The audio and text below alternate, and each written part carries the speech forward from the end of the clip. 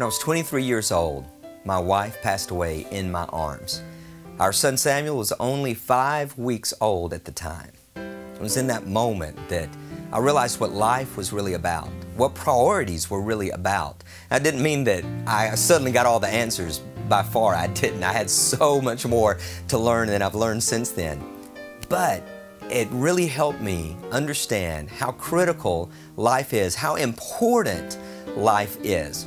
And when it came time for the details for the funeral, I thought, well, I don't know how many people really knew Sherry. We're just a young couple who had had a child. Nothing spectacular about our lives, not well known whatsoever. Sherry was a bank teller of all things. Well, when it came time for the funeral, I had it there at one of the local funeral homes. The chapel would seat 300. 750 showed up. It was overflowing. Why?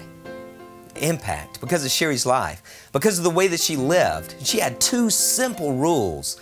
And rule number 1 was to simply love other people.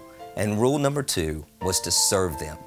When we live a life filled with love and with service, wow, how things change, what impacts are made. And it was made in the life of Sherry by far. And we saw that at the funeral with so many people who showed up for a bank teller. No, for a life changer, for someone who has incredible impact.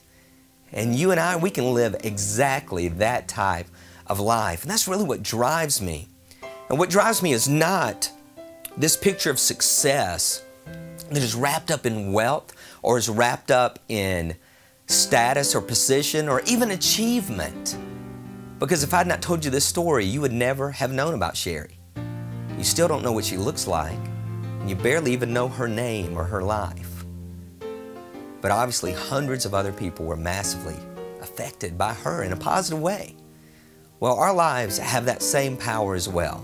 When it comes to impact and when it comes to success, sometimes there's this measurement that just seems so lofty and so high that it seems impossible. But what I'm driven is to say, you know what? Every life counts. Every life matters. And even if the name is never known and the action is never global or even local, if it's just within a very small community of family and friends, the life matters, the impact matters. Other things that drive me are working with orphans, those who are innocent, those who are completely dependent on other people. The life situation that they're in was not desired and it was not decided.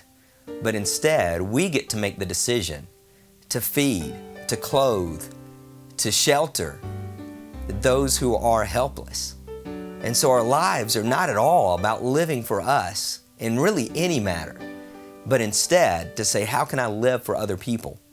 And let's say that we're working extremely hard to earn that money or that status or that success that are craved by so many. We're in such a unique position to be able to leverage that success, to be able to leverage that wealth in a way that impacts the lives of other people, even the lives of people that we will never know the names of. If you're sending money over to a water project in Africa, you will never know the names of the people who drink that water and whose lives are saved, but you made an impact.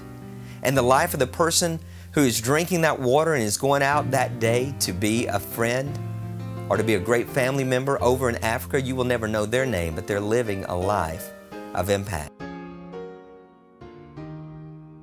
So what drives me? What am I passionate about? What am I excited about? I'm excited about each of us who are just day by day individuals, maybe unknown in the great scheme of things, yet very known to the lives that we affect. We talk a lot, and we read a lot, and we study a lot about leaving a legacy. Something that can't escape me is I just think we ought to live a legacy. That every day is going to contribute to that final time in which we're departed from this world, but that everyone around us is so glad we lived.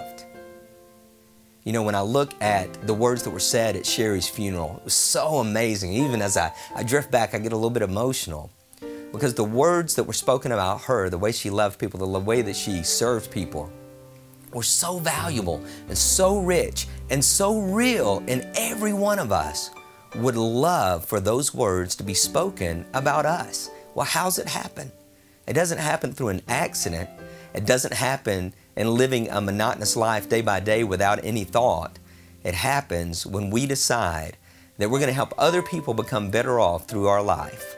That we're going to become better so that our businesses become better, so that our families become better, and so all around us become better as we share our personal value with a world that is desperate for something real and desperate for something lasting.